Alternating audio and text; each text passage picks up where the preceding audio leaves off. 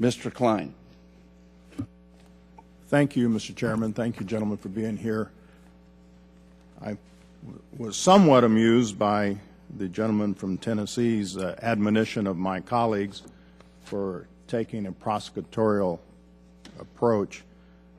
Amused because I remember very well a few years ago when the gentleman would hold up a newspaper headline and address the representatives of a Republican administration in what one could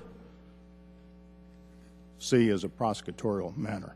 Nevertheless, Mr. Secretary, let me ask you a question that we've been around all morning. Who specifically selected the particular detainees that were transferred?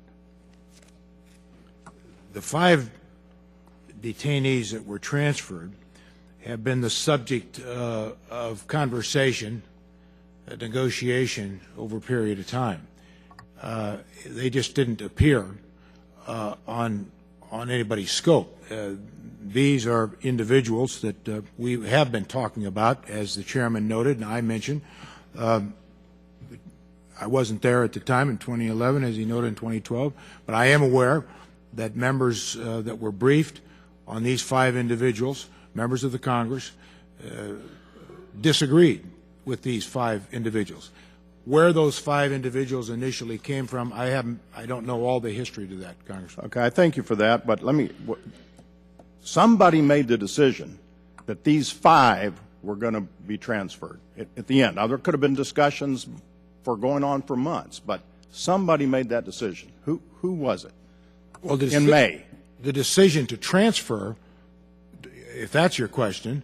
To transfer specifically these 5. Well, those decisions were made by ultimately the president, but we all in the National Security Council agreed, once we had all the assurances in place, the things that Steve Preston's talked about. So if that's your question. I guess we're going to talk past each other here, because at some point somebody decided that it would be specifically these 5, and I'm just trying to figure out who that was. You said in response, or in a conversation with Ms. Davis earlier, they wanted all the Taliban detainees. Who's they? The Taliban. The Taliban.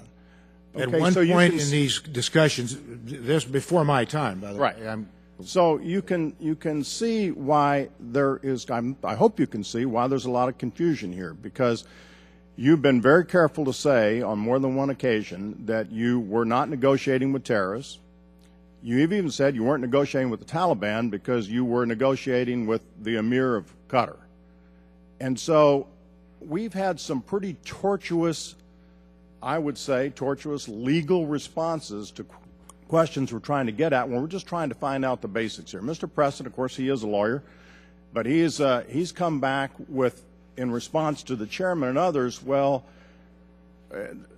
we didn't know because we didn't have a decision date. I think that was the answer. It was just right here, and that therefore the 30 days didn't start because we specifically hadn't made a decision. And Mr. Secretary, I'm sorry, but these responses are very, very tortuous as we're trying to weave around here legalities.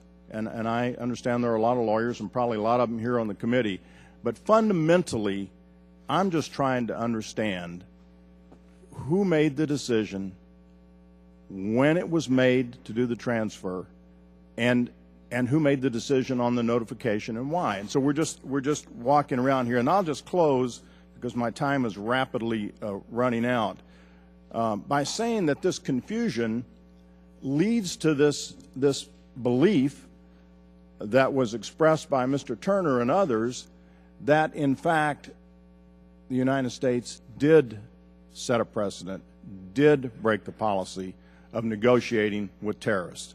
Because despite the maneuvering of the little pieces about, well, I can't really say if it's Haqqani, who it's a designated terrorist network, it was really the Taliban, but we really weren't talking to the Taliban either because we were talking to Qatar. I'm sorry, I think all of that just adds to the confusion and to the perception. I yield back, Mr. Chairman. May I just quickly respond? I notice the Congressman has 20 seconds.